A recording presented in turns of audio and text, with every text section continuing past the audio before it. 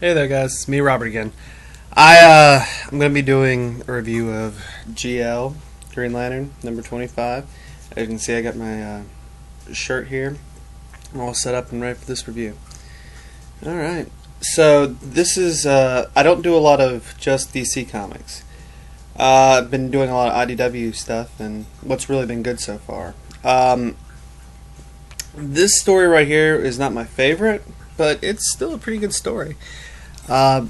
Jeff Johns is no longer the writer and/or force behind Green Lantern. This story, but I don't see where all hope is lost just yet. This story wasn't bad.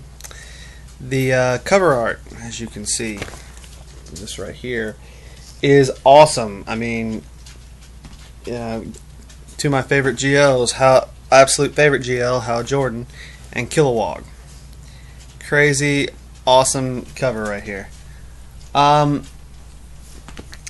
let's drop in here. Alright. It starts off on the Green Lantern planet Mogo, who is like the most powerful Green Lantern. If you've ever seen Green Lantern Emerald Knights, you'll know what I mean. In this particular one, it's supposedly, I think it's right after the Relic Saga, which I didn't get a chance to see all the way through. But I'm getting the idea of what's going on here. They're intercepting a new group of lanterns. Apparently the battery is on Mogo now, and it seems like a lot of the GLs are leaving. This guy that look, I guess it's the son of Tomari and a couple others, don't want to be Green Lanterns anymore. Apparently what they think they're doing is they're draining the emotional spectrum. And from what I understand from my friend Lane, that when there's only so much amount of power in the emotional spectrum that they keep draining from. So when that happens, the entire universe will basically collapse in on itself. I know, stupid, right? But apparently they're taking it very seriously. And how Jordan tells them in this, well, we're going to just completely... There's only going to be one core. There's only going to be the GL core. We're going to be judge and jury, and we're going to tell people... We're going to stop the creations of these cores. We'll decide who can wear a ring and who can't. And apparently this doesn't sit too well with Carol Ferris. I like this new costume of hers, by the way. It really is a change up. It's more like a high-X catsuit, but I don't think it's as bad as this Miss Marvel costume, which I have a lot of issues with. But this one is a little bit more darker, a little bit more superhero-y, not Princess from Mars. Right now it's got an advertisement here. I'm going to dock a point for that, for the review. Apparently, they handle... The guys handle it pretty well. Hal Jordan, then he's getting verbally bashed by her again, and the other GLs are just loving it, John Stewart and Kilowog.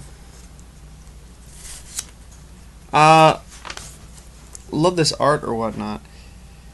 Well, it proceeds on to them being on a planet, off the planet they're no longer on Moga. Apparently they're camping out somewhere in the universe. Really cool little scene here. And John Stewart asks him, well, aren't we being a little hypocritical?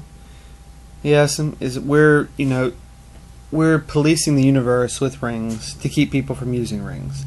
People are going to think that we're no better than what we're fighting against. And, I had my issues with that too when I was thinking about this, because they're still draining the spectrum. It's just like, oil drillers today. Doesn't matter how noble the intention is, by the end, pretty soon, it's going to be gone. So, Hal Jordan tells him, one problem at a time. And now, if no one has known this about the current GL line, Hal Jordan is in charge of the entire GL core.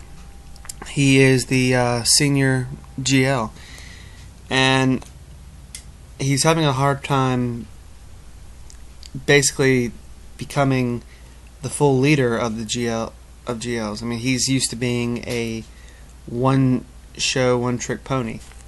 This one, he's more he's still trying to do that. He's still trying to be the cowboy, but he's also, Kilowog tells him, you've got to make some decisions here. You're our new leader. The Guardians are gone, and you have to be the one in charge. I mean, I'm sorry, Hal, but you're the one in charge, unless you want to give it up. And there's a lot of back issues you can go for if you're really interested in that point. I am too. I mean, I like that idea that it can change up, but I don't know. I like my heroes to be the heroes. And, whenever one of them gets this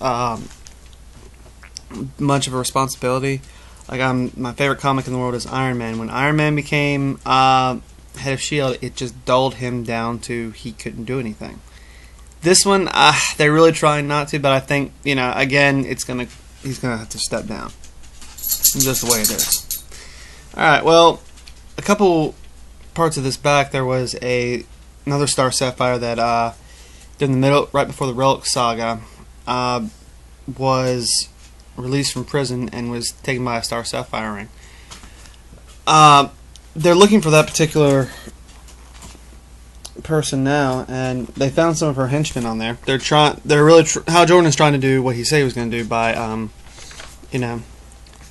coming in and policing the emotional spectrum. Now, I love this, and this is one of my favorite parts of this issue, where Hal and Kilowog come in, and it's like a scene out of a Wild West movie.